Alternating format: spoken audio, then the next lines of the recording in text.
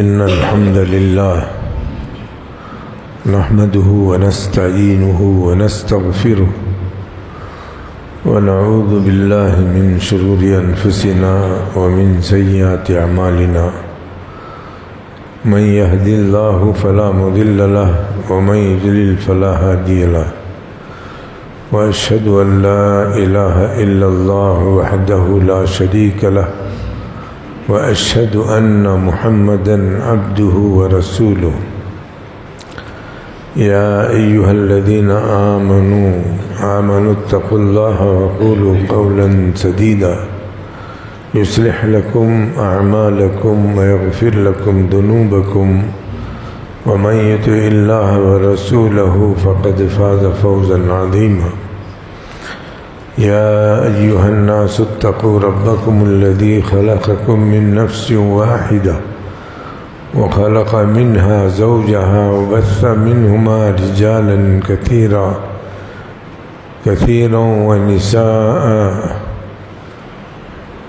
يا أيها الناس اتقوا ربكم الذي خلقكم من نفس واحدة وخلق منها زوجها وبث منهما رجالا كثيرا ونساء واتقوا الله الذي تساءلون به والأرحام إن الله كان عليكم رقيبا يا أيها الذين آمنوا اتقوا الله وقولوا قولا سديدا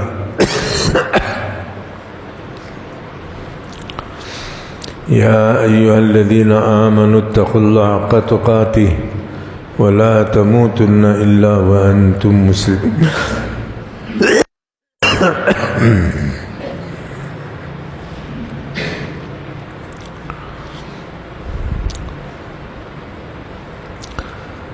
أما بعد فإن خير الحديث كتاب الله وخير الهدي هدي محمد صلى الله عليه وسلم وشر الأمور محدثاتها وكل محدثة بدعة وكل بدعة ضلالة الضلالة في النار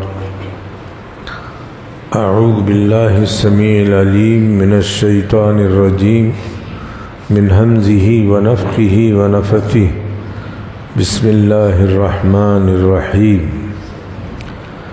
يا أيها الذين آمنوا كتب عليكم القصاص في القتلى الحر بالحر والعبد بالعبد والأنثى بالأنثى فمن عفي له من أخيه شيء فاتباع بالمعروف وأداء إليه بإحسان ذلك تخفيف من ربكم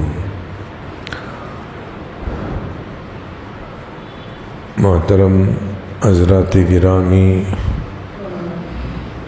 اور خواتین اسلام،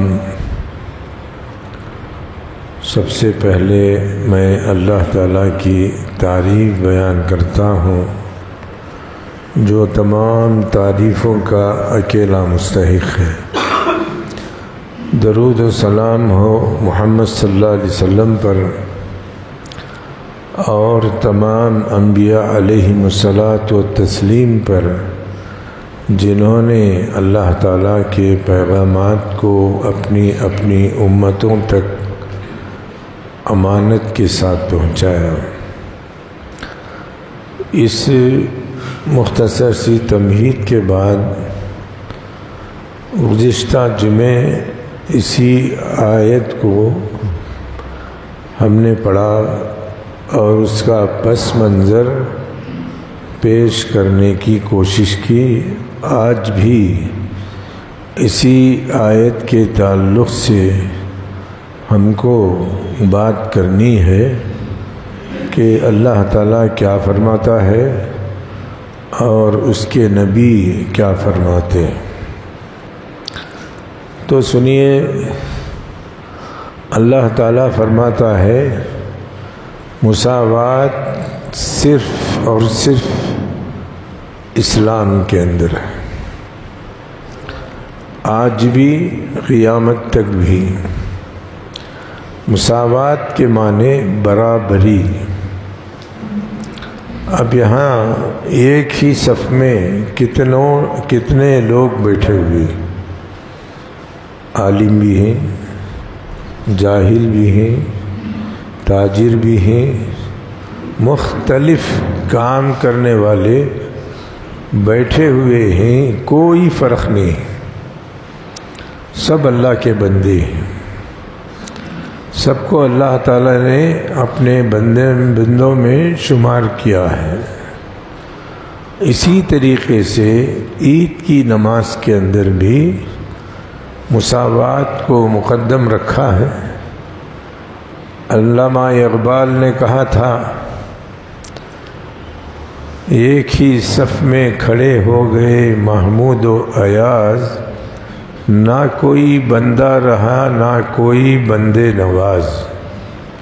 یہ مساوات کی مثال دے کر کے اس پر علامہ اقبال نے شعر کہا ہے، ساری قوموں کو للکارا ہے، ساری قوموں کو یہ بتایا ہے، اچھوت نیچ ذات اوپر والی ذات، یہ تقسیم تمہارے اندر ہے ہمارے اندر نہیں ہے۔ اب اگر ہمارے اندر دو فریق ہیں، ایک کافر اور ایک مسلمان، تو ہر آدمی مسلمان ہونے کے بعد اس کے ساتھ مساوی سلوک کیا جائے گا۔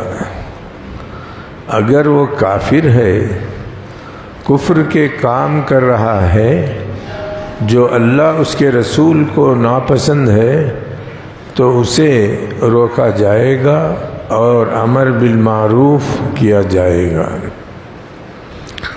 صورت شکل، لین دین، کھانا پینا سب انسان ہونے کے ناطے برابر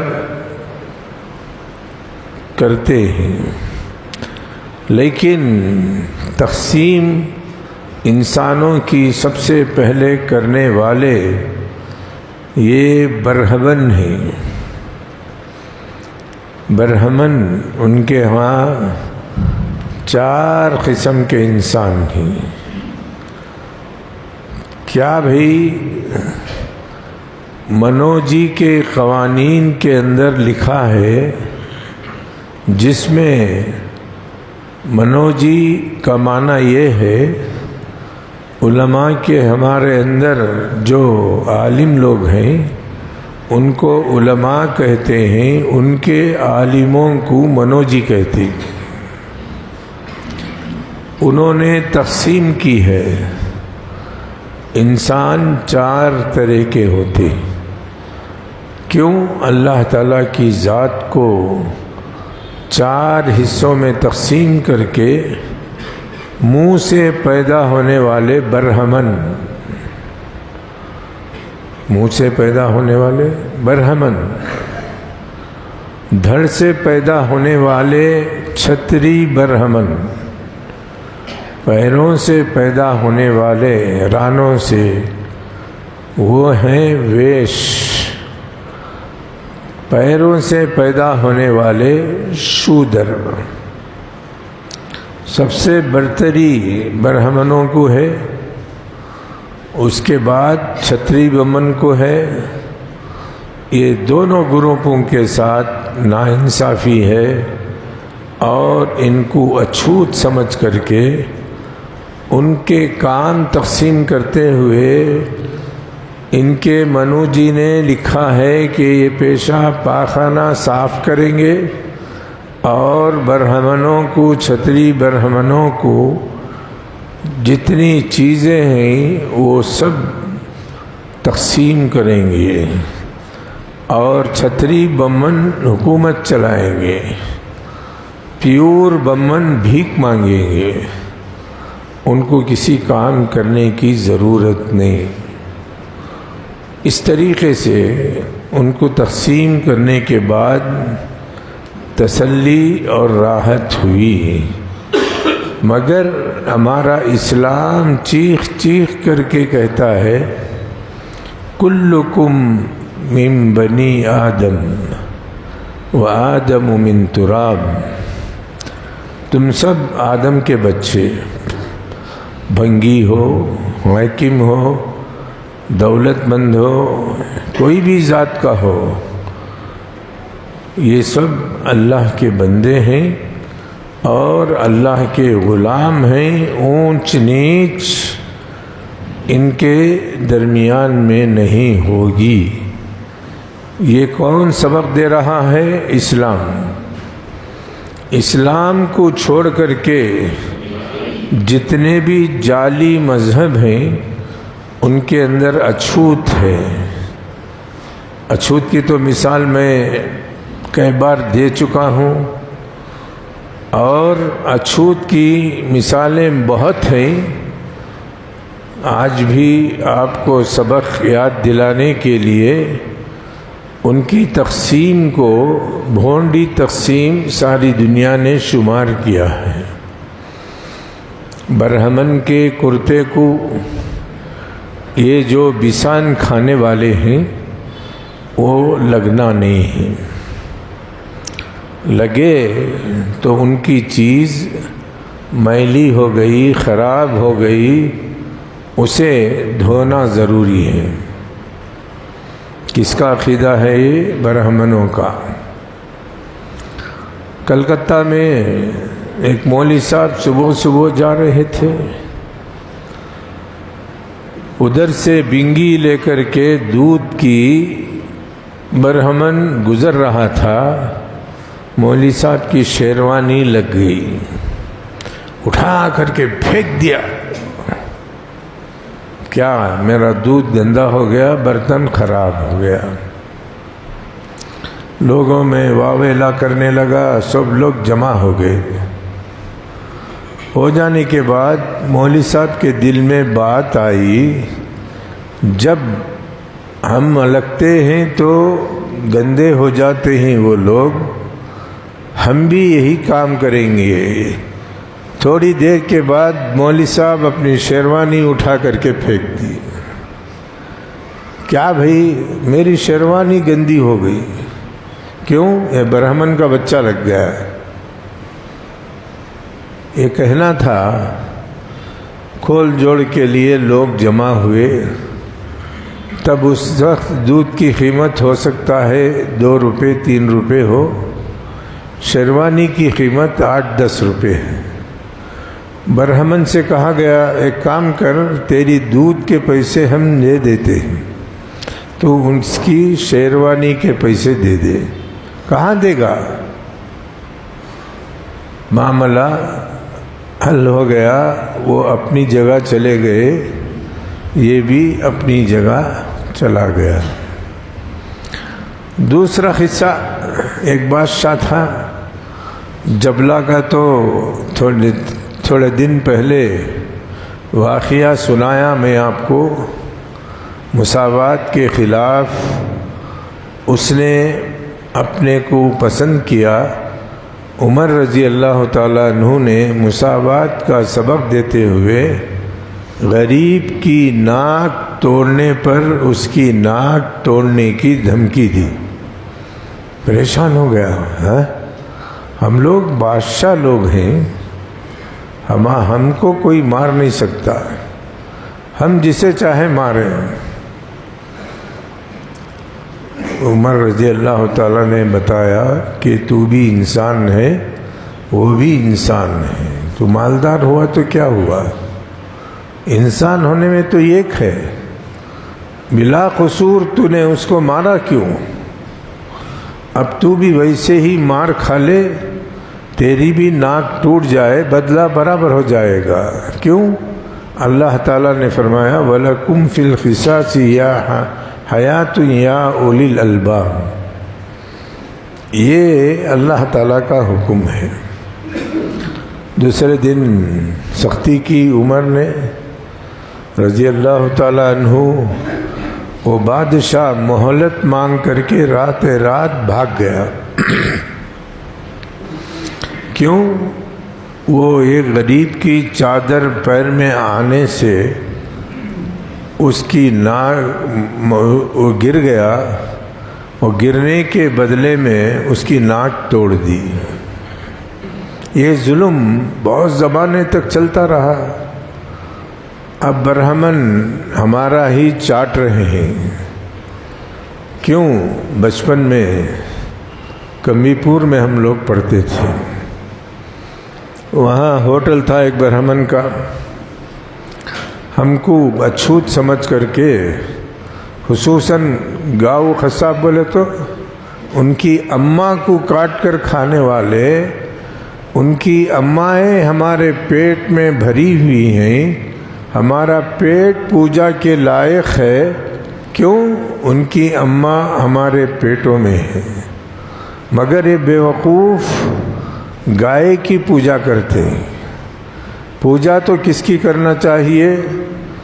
جو ان کی مائیں ہمارے پیٹ میں ہیں، ہمارے پیٹوں کی پوجا کرنی چاہیے۔ اب دیکھو رواج کتنا ختم ہوتے جا رہا ہے، وہ ٹھہر نہیں سکا۔ دور بٹھانا، پانی دیتے ہوئے اچھوت سمجھ کر کے دور سے دینا، اس قسم کی ساری حرکتیں اب چھوٹ گئی ہیں، ورنہ بچپن میں ہم نے یہ سب دیکھا ہے۔ سب خراب ہے مگر پیسہ پاک ہے، لین دین برابر کرتے ہیں۔ ہمارے جیب سے پیسہ نکال کر کے ان کے ہاتھ میں دیں تو لے لیتے ہیں۔ پیسہ چھوڑ کر کے چیزوں کے ساتھ اچھوت کرانا یہ عقل مندی کی دلیل نہیں۔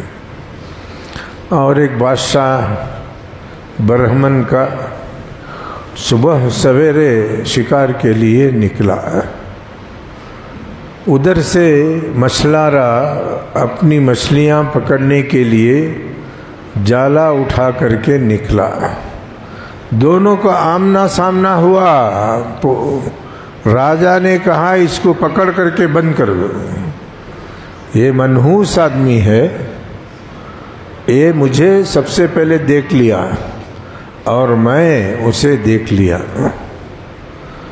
لے جا کر کے اسے جیل خانے میں بند کر دو۔ کیا گناہ کیا بیچارہ، سامنے سے گیا جیل میں چلا گیا۔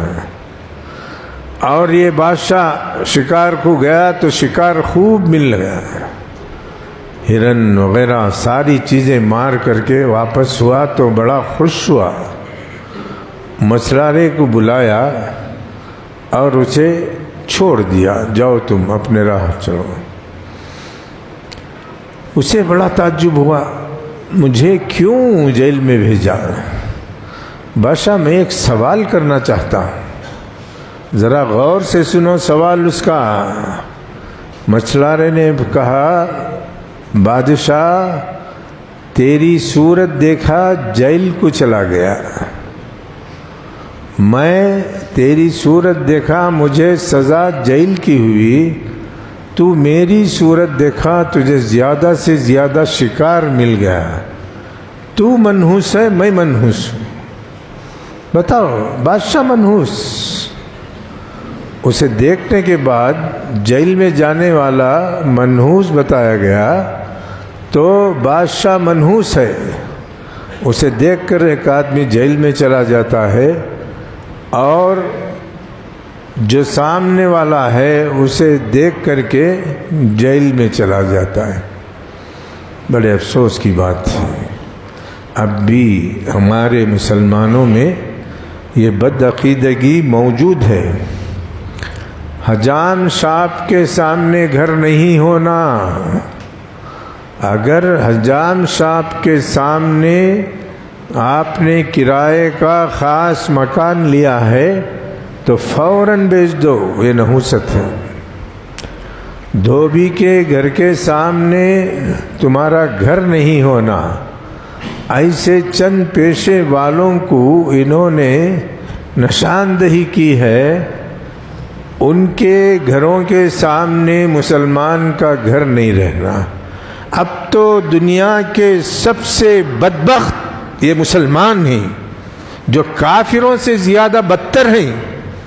مسجد کے سامنے گھر نہیں ہونا. دیکھا؟ مسجد کے سامنے یا مسجد کے اندر گھر نہیں ہونا چاہیے. وہاں آتا بھی نہیں، کوئی دیکھتا بھی نہیں. اس لیے کہ میں اس مسجد میں 40 سال سے ہوں، اور 40 سال میں نے مسلمانوں کو دیکھا مسجد کے اندر رہنا ان کے لیے عیب ہے. ایسے بھاگتے ہیں جیسے شیطان بھاگ جاتا ہے. رسول اللہ صلی اللہ علیہ وسلم کا گھر کہاں تھا؟ مسجد کے سامنے تھا. انبیاء کرام کہاں رہتے تھے؟ مسجد کے اندر رہتے تھے. ان کی عورتیں کہاں رہتی تھیں؟ مسجد کے اندر رہتی تھیں. مگر یہ بدبخت کافر نما مسلمان اللہ کے گھر سے اتنی نفرت کرتے ہیں. کہتے ہیں کہ ہم ریڈیو چلائیں گے، گانے بجائیں گے، ٹی وی دکھائیں گے. یہ سب اللہ کے گھر کے سامنے درست نہیں ہے. کیا اللہ کا گھر چھوڑ کر دوسرے گھر میں یہ کام کرنا درست ہے؟ وہ اللہ کی زمین نہیں ہے، وہ اللہ کا گھر نہیں ہے. جواب دو. کیسے مینٹل پاگل خسیس قسم کے لوگ ہیں. خسیس کا معنی ذلیل قسم کے لوگ ہیں. اللہ کے گھر سے اتنی نفرت کرنے والا کبھی مسلمان ہو سکتا ہے؟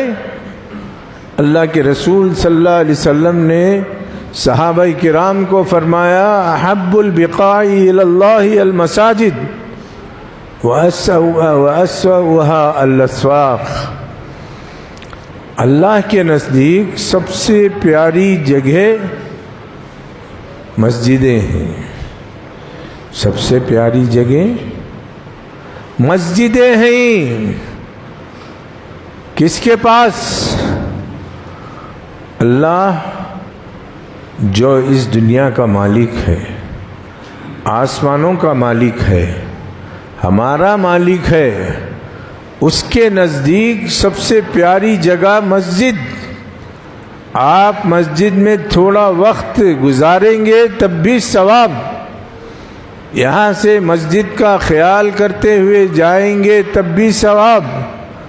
نماز کا خیال رکھ کر کے مسجد کی طرف دل لگائیں گے.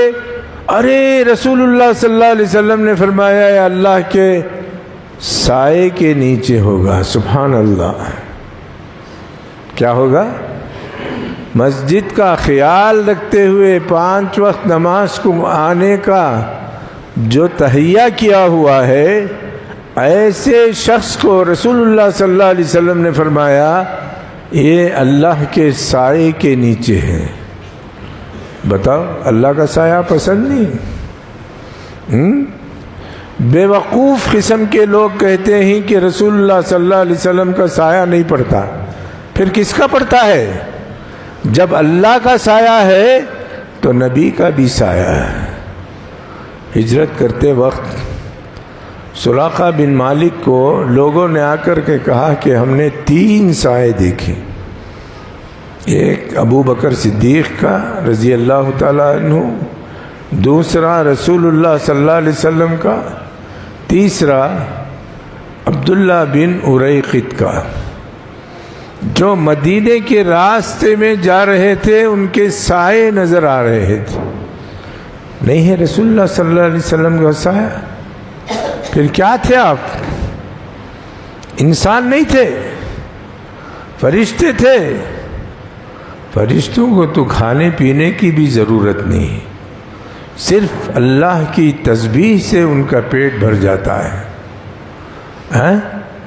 ماں عائشہ کہتی ہیں دوپہر کا وقت تھا، اللہ کے نبی صلی اللہ علیہ وسلم ہمارے گھر آئے، ان کا سایہ پڑا تو میں نے پہچان لیا کہ محمد صلی اللہ علیہ وسلم آ رہے ہیں. دیکھیے سایہ. میں ہوشیار ہو گئی. بعد میں میرے باپ نے مجھے پکڑ کر کے ان کے ساتھ نکاح کرا دیا. نہ رخے اور نہ دعوتیں اور نہ شرطیں، یہ سب بھکاریاں ہیں۔ یہ لوگ بھیک مانگنے والے لونڈا اور لونڈی کی شادی کر رہے ہیں۔ بھیک مانگا۔ میں نے ہمارے ایک مصلی سے پوچھا، بھائی آپ نے جہیز کیوں لیا؟ میں آپ کی دعوت پر آنے والا نہیں۔ وہ زبردستی لا کر دیے۔ اگر آپ کے گھر میں زبردستی سور کو لا کر کے باندھ دیے، آپ رکھ لیں گے؟ کہو رکھ لیں گے؟ ذرا عقل سے کام لو۔ جس چیز کو نبی صلی اللہ علیہ وسلم نے، اللہ نے حرام کر دیا، اسے آپ حلال کرتے ہیں۔ کتنی جرأت ہے ان فقیروں کو، بھکاریوں کو، جو مخلوق سے بھیک مانگتے ہیں۔ درا دو، پلنگ دو، جہیز دو، فلان دو، یہ دو، وہ دو۔ ارے بھکاریوں، جاؤ سڑکوں میں بھیک مانگو۔ تم لوگ بھی دل کے مالدار ہو۔ ایک لڑکی کے باپ کو قرضدار بنانا کتنا بڑا گناہ کا کام ہے۔ یہ سنگ دل، پتھر کا دل کسی بہانے سے ان کی چیزوں کو گھر کے اندر لے لیتا ہے۔ اس کے موضوع پر انشاءاللہ سیر حاصل بحث کریں گے۔ میں آپ کو ایک دلیل دیتا ہوں، اسے کوئی توڑ نہیں سکتا۔ اس دلیل کو کوئی توڑ نہیں سکتا۔ کتنے لوگوں کا نکاح اللہ تعالیٰ نے کروایا؟ بولو، معلوم نہیں بیوقوفوں کو، مسلمان ہیں، ان کو کچھ معلوم نہیں ہے۔ دل اسلام کی معلومات سے خالی، دماغ سے خالی، صرف ان کے دلوں میں اور دماغ میں کفر بھرا ہوا ہے۔ بولو، اللہ تعالیٰ نے دو انسانوں کی شادی کروائی۔ کہاں کروائی؟ آسمانوں میں۔ ایک آدم علیہ السلام، یا آدم اسکن انت وزوجک الجنہ، اے آدم تم تمہاری بیوی جنت میں رہو، سکون کے ساتھ رہو۔ کیا دیا جہیز میں؟ بولو بے وقوفو، بولو۔ جو دلیل پکڑنے والے بے وقوف ہیں، بولو، میں جواب دینے کے لیے کھڑا ہوں۔ پہلی شادی آدم کی۔ اللہ تعالیٰ نکاح پڑھانے کی ضرورت نہیں، صرف اللہ کہہ دے، ختم۔ اے آدم تم اور تمہاری بیوی جنت میں سکون کے ساتھ رہو۔ یہاں ایک بات یہ بتائی گئی کہ عورت کو شادی کیا جاتا ہے سکون کے لیے، مرد کو شادی کی جاتی ہے سکون حاصل کرنے کے لیے، جہیز مانگنے کے لیے نہیں، بھیک مانگنے کے لیے نہیں۔ بھیک کی گھڑی، بھیک کی کار، بھیک کی اسکوٹر، بھیک کی ساری چیزیں اسلام میں حرام ہیں۔ تم مرد ہو، عورت پر بھاری ہو، عورت تم کو خریدتی ہے۔ ایسے ناہنجار کتنے ہیں جو شرائط لگا کر کے شادی کرتے ہیں اور بھیک پر بک جاتے ہیں۔ دوسرا، ہمارے نبی صلی اللہ علیہ وسلم کی شادی کروائی۔ کس سے؟ کس سے؟ معلوم نہیں۔ پھر بولتے ہیں کہ ہم اللہ کا کلمہ پڑھتے ہیں، رسول کا کلمہ پڑھتے ہیں۔ سنو، زینب رضی اللہ تعالیٰ عنہ سے رسول اللہ صلی اللہ علیہ وسلم کو اللہ تعالیٰ نے فرمایا کہ ہم نے تمہاری شادی کر دی۔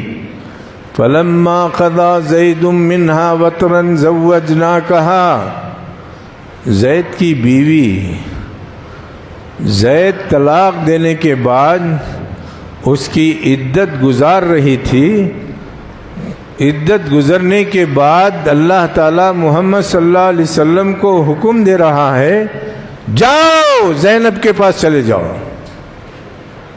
کبھی پردے کے بغیر رسول اللہ صلی اللہ علیہ وسلم ان سے بات چیت نہیں کی، جبکہ وہ آپ کی پھوپھی ذات بہن ہے۔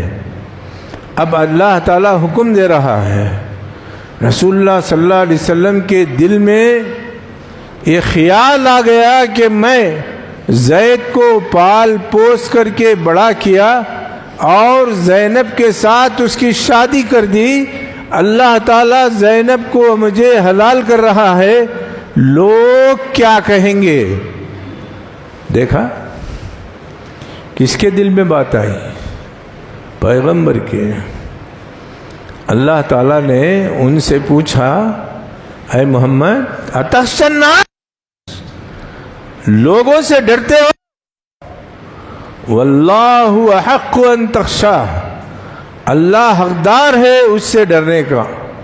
ڈرنا ہے تو اللہ سے ڈرو، دنیا سے ڈرو گے تو میرے ڈر کا کوئی فائدہ نہیں ہے۔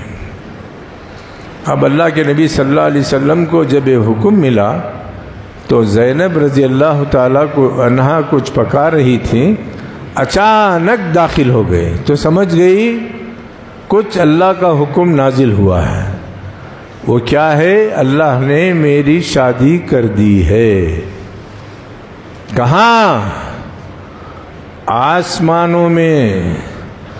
اپنی سوتنوں کو بار بار کہا کرتی تھی زوجکن اہالیکن وزوجنی اللہ فی السماء، ارے میری سوتنوں، اس میں ماں عائشہ ہیں، سودا ہیں، خدیجہ ہیں، دوسری مائیں سب ہیں، ان پر برتری ظاہر کرنے کے لیے زینب رضی اللہ تعالی عنہا کہتی ہیں تمہاری شادیاں تمہارے گھر والوں نے کی، میری شادی زوجنی اللہ فوق 7 سماوات، 7 آسمانوں کے اوپر میرا نکاح ہوا۔ اس سے بڑھ کر کیا بزرگی ہو سکتی ہے؟ کیا فضیلت ہو سکتی ہے؟ کیا رخ بٹے، کیا جہیز دیا اللہ، رسول اللہ کیا لیے؟ یہ سب سوالات کر کے دیکھو 2 شادیوں کے اندر کتنی سادی شادی اللہ تعالیٰ کو پسند ہے۔ یہ چور، اس کے مال پر بھی ڈاکہ، اس کے ایمان پر بھی ڈاکہ، چور لوگ ہیں یہ۔ قسم اللہ کی ایسے لوگوں کو معاشرے میں قتل کر دینا چاہیے، جو دوسروں کے لیے درد سر بنے۔ شادی کے وقت دلہا بھی بھکاری، دلہن بھی بھکاری۔ جاؤ جا کر کے شادیوں میں دیکھو سوٹ کیس لے کر کے کھڑے رہتے ہیں، رخا آیا اندر ڈال لیا، ادھر سے آیا لے لیا، ادھر سے آیا لے لیا، ادھر سے آیا لے لیا، مگر حرام کام کبھی چھوڑتا نہیں مسلمان، اسی کا نام مسلمان ہے۔ ابھی حال میں جو شادیاں ہوئیں یہ شادیاں نہیں ہے، چوریاں۔ مرد ہے تو پلنگ لے، مرد ہے تو بھی نہالی لے، مرد ہے تو گھر لے، مرد ہے پکانے کا سامان لے، تیری ذمہ داری ہے، عورت کی ذمہ داری نہیں۔ بول شریعت پسند ہے تو اسلام میں رہ، شریعت پسند نہیں کفر میں چلے جا۔ اسلام میں رہ کر کے اسلام کو بدنام کیوں کرتا ہے؟ کیوں کرتا ہے بدنام؟ ہمارا اسلام بہت پاک ہے اور بالکل معمولی ہے۔ مسجد کو پیسے دو بھائی، ایک 5,000 روپے جیب ٹٹولتا ہے، نہیں میرے پاس۔ شادی محل کو پیسے دو، 1.5 لاکھ روپے دے دیتا ہے۔ دیکھا 900 بیٹھنے کے لیے منڈوے میں 1.5 لاکھ روپے، حرام کھانا کھلانے اور کھانے کے لیے سایہ ہونا 1.5 لاکھ روپے اور مسجد کے لیے 5,000 دینا قیامت آ جاتی ہے. یہ مسلمان ہے؟ اپنے نفس سے سوال کرو. میں نے بھی اپنے نفس سے سوال کیا ہے، کر رہا ہوں. کیا یہ صحیح ہے؟ یہاں میرے 3 بچے بیٹھے ہوئے، تینوں کی شادی کی میں نے. کیا لیا کیا دیا پوچھو. یہ ایک بیٹے کی جورو ہمارے سر پر ہے، اسے پوچھو کیا دی کیا لی. ہم لوگ کبھی بولتے ہیں تو عمل کر کے بولتے ہیں. خالی منہ بولنا دوسروں کا کام ہے، احمد کا کام عمل کر کے بولنا. سوچ کر کے دیکھو، بہت شرم کی بات تھی. تو بہرحال اچھوت پن منحوس ہے. یہ برہمن بھی منحوس ہیں، چھتری برہمن بھی منحوس ہیں، ویش بھی منحوس ہیں، شودر بھی منحوس ہیں. کیا انہوں نے اللہ تعالیٰ کو دیکھا؟ اللہ کے منہ سے پیدا ہونے والے برہمن، پیٹ سے پیدا ہونے والے چھتری برہمن، رانوں سے پیدا ہونے والے ویش، پیروں سے پیدا ہونے والے شودر. حنفی، شافی، مالکی، حنبلی برابر ہو گئے 4. انا للہ و انا الیہ راجعون. تو بولنے کا مقصد مساوات اگر ہے تو اسلام کے اندر ہے. اسلام سے باہر جا کر کے مساوات تلاش کرو گے تو سوائے کفر کے اور کچھ بھی نہیں ملے گا. دیکھو اتنے سارے ہی، کوئی گورا ہے، کوئی کالا ہے، کوئی نکٹا ہے، کوئی چپٹا ہے، کوئی لمبا ہے، کوئی گڈو ہے. سب قسم کے لوگ یہاں بیٹھے ہوئے ہیں. یہی مساوات ہے. کسی کو بولنے کی ہمت نہیں ہے کہ میرے بازو تم مت بیٹھو، میں مالدار ہوں، میں بادشاہ ہوں، میرے لیے سجدہ کرو اور میرے ساتھ لگ جانے کے بعد مجھے غسل کی زحمت مت دو. یہ ساری چیزیں نحوست ہیں، اور یہ نحوست لے کر معاشرہ چل رہا ہے جو غیر شعوری طور پر اسلام سے نکل جاتا ہے. یہ سب اسلام سے نکل گئے. اسلام پر وہی عمل کر سکتا ہے جو اسلام کے ہر قانون سے محبت کرتا ہے. ذرا اسلام کی محبت کی ایک شادی سنو. سعید بن مسیب رضی اللہ تعالی عنہ بہت بڑے تابعی ہیں.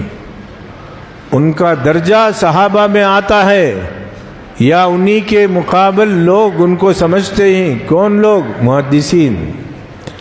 اور ان کے مراسیل بھی ہیں. مراسیل کا معنی بیچ میں راوی کو چھوڑ کر کے ڈائریکٹ رسول اللہ صلی اللہ علیہ وسلم سے روایت کرتے ہیں. ان کی ایک حسین بیٹی تھی، بہت حسین. ان کے درس میں ایک آدمی آتا تھا جس کا نام ابو وداع، غریب قسم کا آدمی. آپ دیکھیں تو اسے تھپڑ مار دیں. اسے کئی دن سے درس میں نہ آتے ہوئے دیکھا. سعید نے پوچھا، کیا بھائی کیوں نہیں آئے؟ میری بیوی کا انتقال ہو گیا، اس غم میں ہوں. دیکھا، بیوی کے انتقال پر غم میں ہوں. یہ سننا تھا. سعید بن مسیب نے کہا، آج تم اکیلے نہیں سو گے. ان کی لڑکی کو وقت کا بادشاہ اپنے لڑکے کو رشتہ پوچھا، ٹھکرا دیا، نہیں دیتا میں اپنی بیٹی کو تجھے۔ ہم رہتے تو چار پلوں پکڑ کر کے ساری دنیا میں ڈھنڈورا پیٹتے کہ میری بیٹی اتنی حسین ہے، اسے بادشاہ نے اپنے بیٹے کے لیے پسند کر لیا ہے، دے دیتے۔ مگر سعید جو محدث تھے، حدیث پڑھاتے تھے مسجد نبوی کے اندر، انہوں نے کہا کہ نہیں۔ ابو وداع سے کہا میں نے اپنی بیٹی کا نکاح تمہارے ساتھ کر دیا ہے، سب کو گواہ بنا کر کے شادی کر دی۔ سب چلے گئے درس سے۔